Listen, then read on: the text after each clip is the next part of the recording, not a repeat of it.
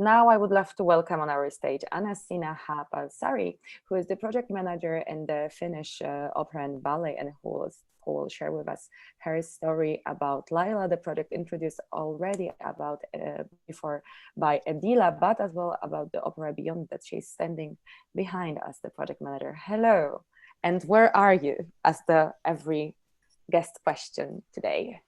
Hello, hi, can you hear me well? Very, very well. Where are you, Annastina?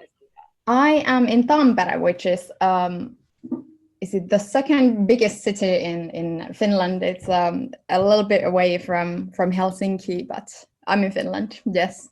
Very, very nice. Almost dark here already. Okay, so you are not showcasing like your venue. We will switch it within your beautiful presentation that I can see already is ready. So I'm hiding myself.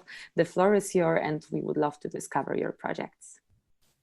Thank you. So, hi everyone. My name is Annastina Haapasaari, and I work as the project manager of the Finnish National Opera and Ballet's Opera Beyond project that I will present to you now. The Opera Beyond project aims to explore the possibilities of new technology for performing arts. We want to see these art forms, including opera and ballet, but also other genres of performing arts, where they can go when they are taken to a next level and their limits are pushed with new technology and interactive technologies and other types of new tools and interactive media. In this presentation, I will first share with you our vision for this exploration, then approach the topic with a very concrete example as Edilia mentioned, and also Agata also talked about our newly premiered immersive experience called Lilac. And then I will introduce shortly another digital project that we are currently working on, which takes the digital tools more to the workflow than to the performances themselves. The Finnish National Opera and Ballet, which is located in Helsinki in Finland, is quite a large opera house. And we also do ballet. We do a varied program of from 18th century opera classics, of course, to contemporary pieces. We have around 25 different main stage productions annually and 550 monthly employees representing over 30 nationalities. And as many houses in Europe and all over the world, we are also currently in lockdown, but a while ago we still weren't, but now we are. But I will also tell you about how the organization is approaching the different digital media to combat the challenges that are brought by the epidemic. As an opera house, we have an important role in maintaining and conserving the valuable tradition of opera and ballet, which of course have a long history behind them. But it is equally also important to be open-minded and to be in dialogue with the changing world and to join in the development. To pass on the legacy of these art forms and keep them relevant, it's important that every generation leaves their own footprint on the art forms and takes them, plays with them, explores with them. And this is what we are doing with this project. In our industry in general, the well-planned and financially solid creative processes and massive productions that we most often do have very little tolerance for uncertainty. But at the same time, the ambitious creative exploration demands to push boundaries and to leave space for change and for innovation.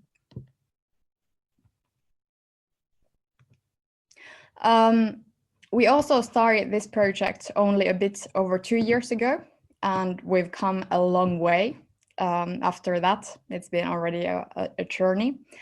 Here are some of the keywords and attitudes we wanted to adopt with the project. And the project is going to expand over several years, and we focus on, amongst other technologies, in the use of immersive mediums like virtual and mixed reality, spatial audio, advanced projection mapping, etc. These technologies can open like a whole new dimension, not only of artistic content, but also of the customer experience and production processes, like I will show you soon. These eyes here in the slide illustrate the different aspects and sub-projects that we are focusing on with the Opera Beyond framework.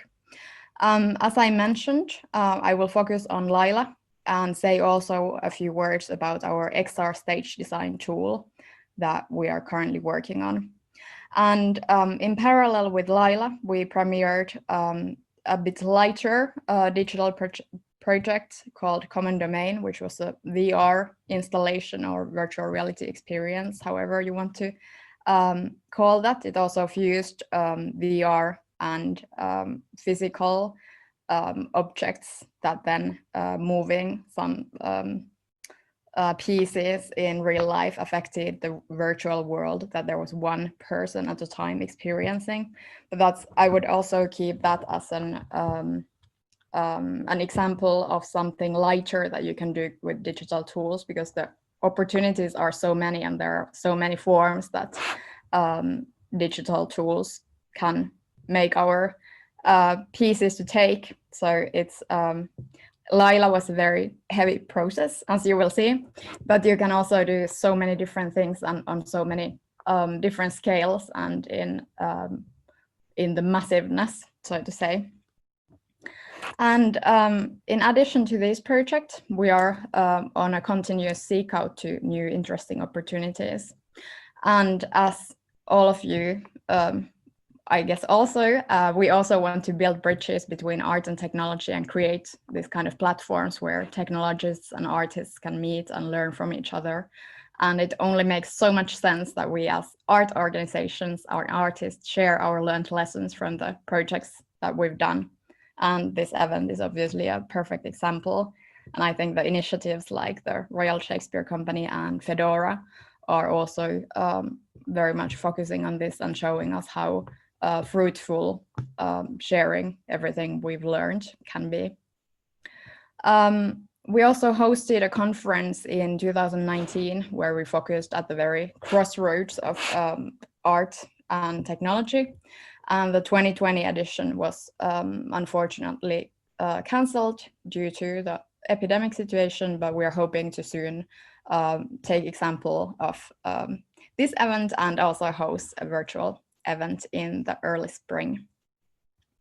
And then we do have in the horizon, we have a main stage production that we are starting to work on, and it will premiere in 2022. But then to go to our first concrete milestone of our journey, the first tangible fruit, so to say, of our framework is Lila, which is an immersive installation by composer Esa-Pekka Salonen, dramaturge Paula Vesala, sound designer Tuomas Norvio, and concept designer team Echo Collective.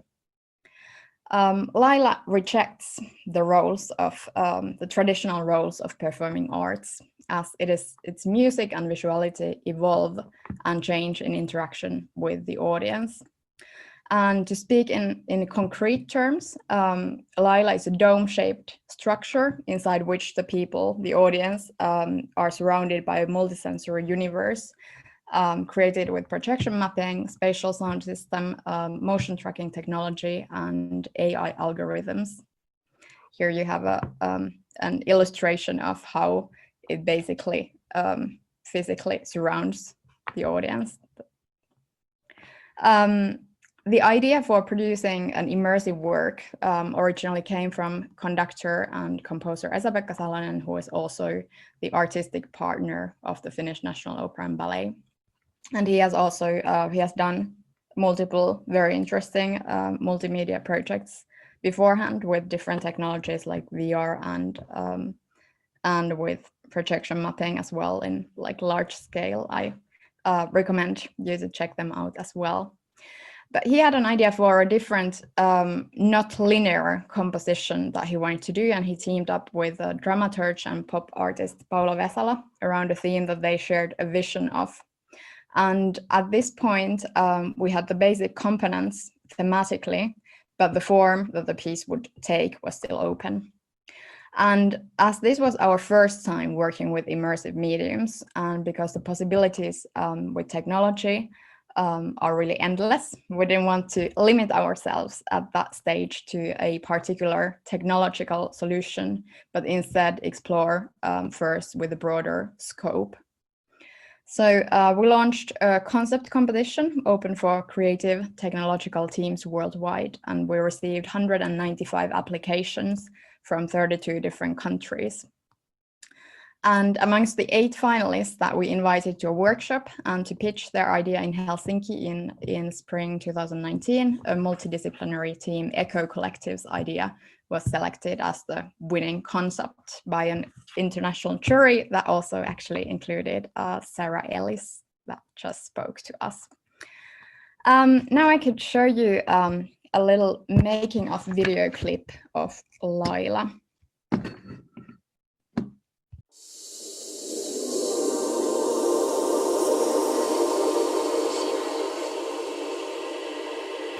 I think the very initial conversation I had with Lili Paasikivi, who is the artistic director of the Finnish National Opera and Ballet, was several years ago, and I said I would like to do something within the organization that uses new technology and basically plays with the elements of an opera house, but without quite being an opera, and so on.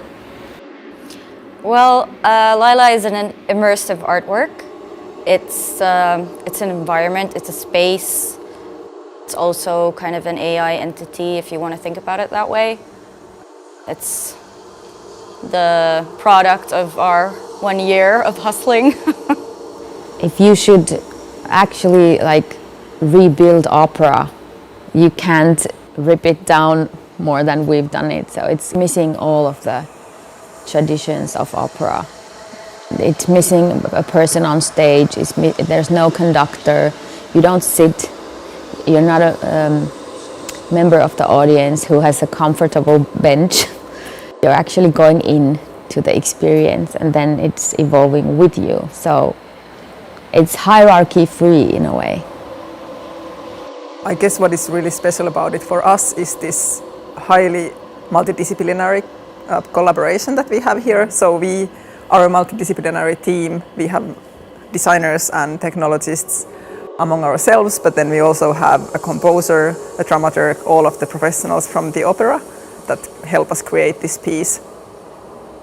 I'm sure it has been a learning process for all, inside our collective, but also with the collaboration with others, for everyone. To compose Laila was a very different process compared to everything else I've ever done before. I like to learn new things, and this has been a real learning curve, because none of it is composing in the traditional sense of the word. So a big part of the sound design and the sound in the dome is a spatial sound, meaning that we have a 38.2 Genelec system in the dome. It's all around you. 3D spatial sounds means that there's no direction. Anything can happen anywhere. We're working with really interesting technologies, so we get to do a really interesting projection mapping solution inside Laila, and we're also using AI in a kind of new type of way that helps the people who come to Laila interact with the artwork. Every art form needs the traditional side, the legacy. We have to take care of the legacy, but we also have to make sure that there are new things that nobody has done ever before. And we also have to take the risk of some things not actually working out. So every new work is a risk in this sense. But if we don't take the risk, we are going to die, and the art form is going to die. It's going to dry out and lose its relevance. So the risk is well worth taking.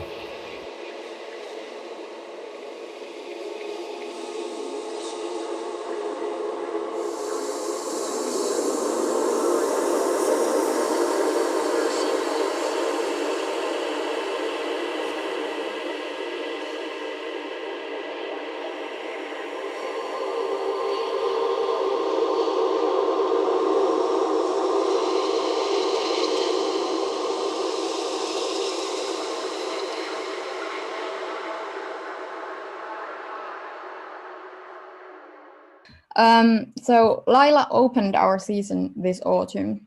We were lucky because it was a smooth transition from the absolute lockdown to safe reopening of the house after the lockdown, even though we had to go back into strict measures afterwards.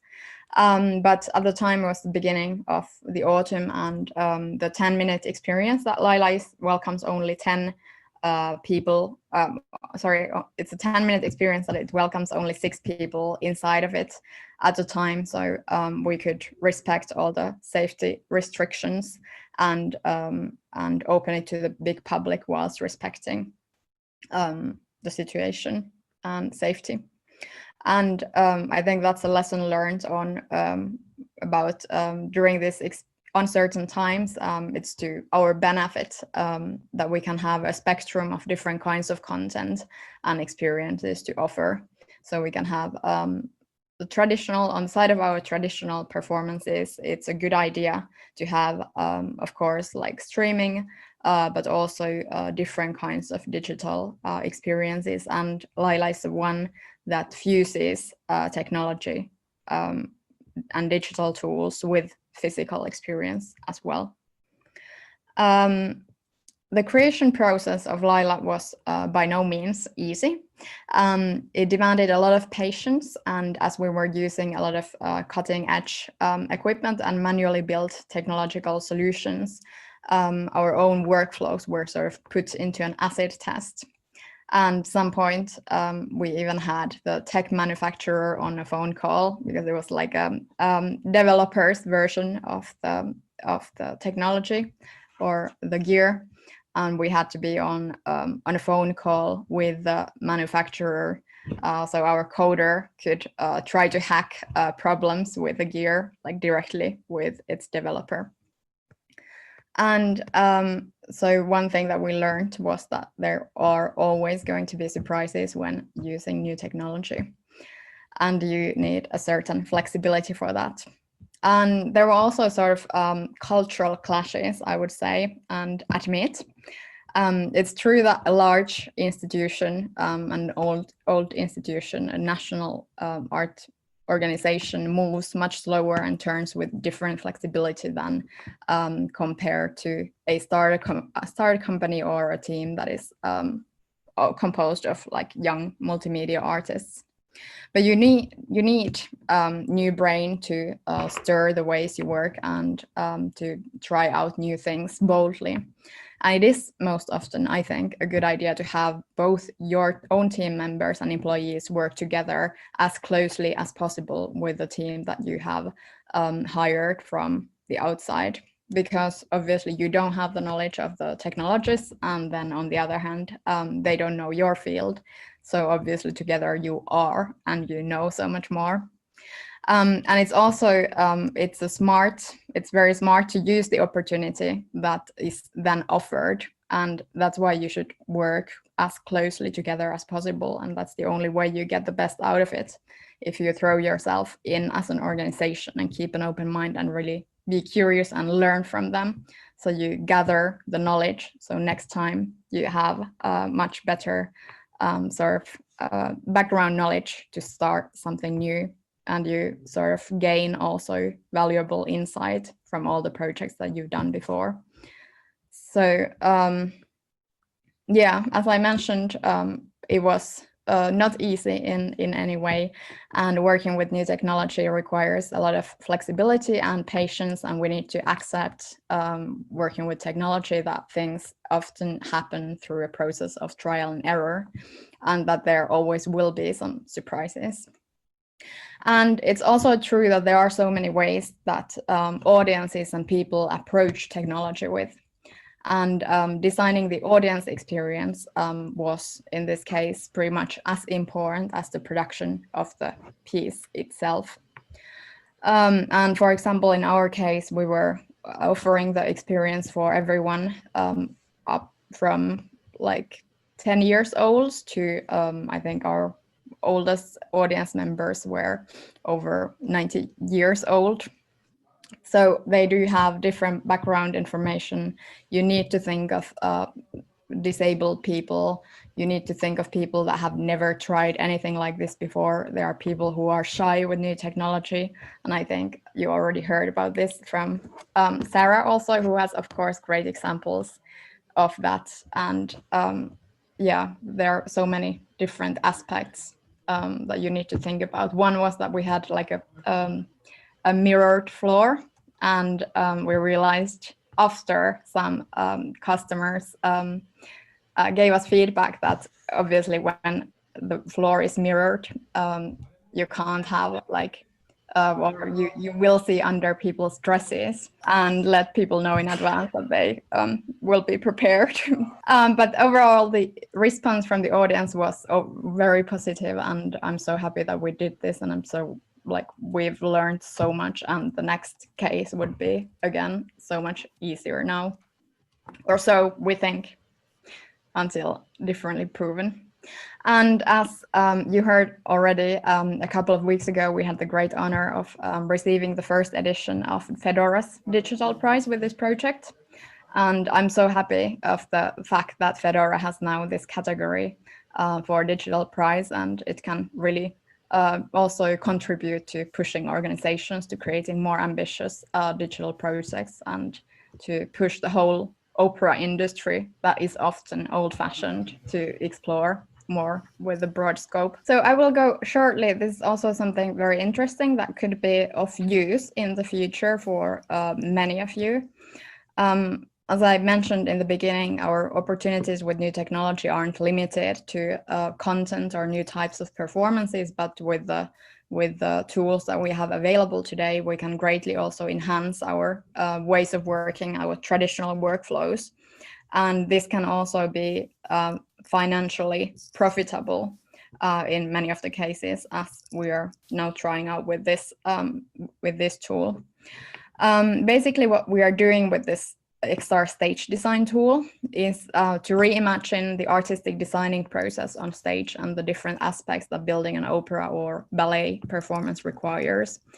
Only here, none of this is done physically or on actual stage, but on exact photorealistic and precise copy, digital, virtual model of our real stage. So the process doesn't depend on the time or place that you're in. And so what we are aiming for is the next level digital workflow for stage art organizations.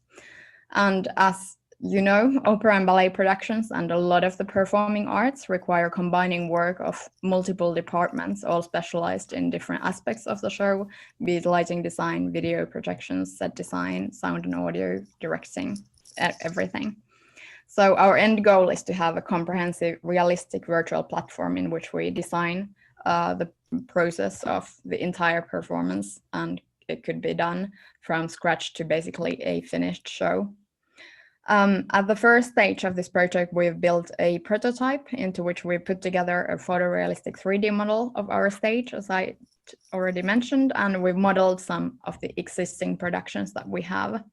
And this model that all the departments would then use can be visited both in VR, with VR glasses, but also without, on a flat screen or mobile device if wanted. And I think that's also something important, that you don't, I think it's unrealistic to expect that everyone will grab the VR goggles right now and start using them.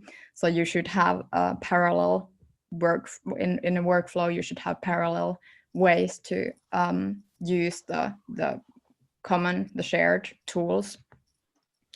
And at the next stage of this project, we will be adding on the platform functionalities that allow for actual designing, making sets and light changes, and all in high detail and in real time.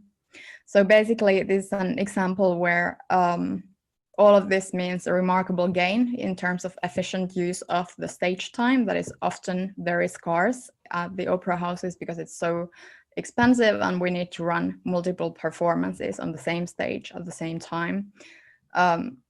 So it's very expensive and it's very scarce, the stage time. So if we have a copy of the stage in VR and in virtually, we can then double or triple or multiply how many times you want the stage time that we have available, and all the technical rehearsals can be done there.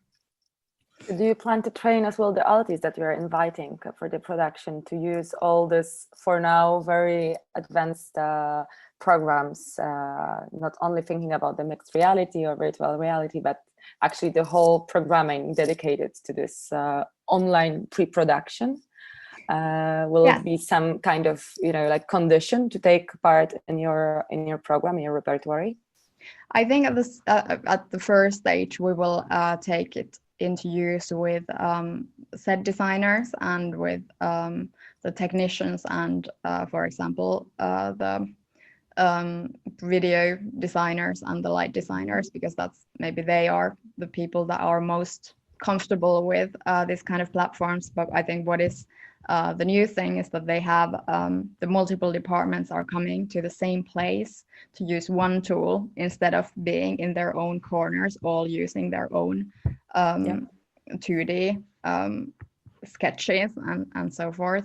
And of course, in this during the pandemic time, it's also because the opera productions are often very international, and the key team members are all over the planet, basically. Absolutely. So we can also we are going to create a collaborative space inside this tool, so the different designers and the different people involved can meet on the platform and discuss the actual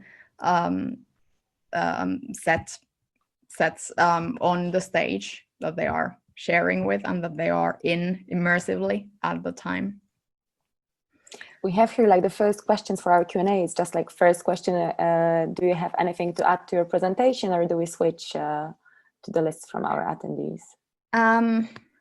We can switch. I can also I'll share with you the link. I have a demo video of this one also, but I will send the link to the chat box, so it's probably easier to watch it on your own. I'm kind of convinced that you will have plenty of like really direct messages concerning your work and the workflow within your organization from our colleagues that are here with us working in kind of similar field, thinking about the future for the opera and performing arts.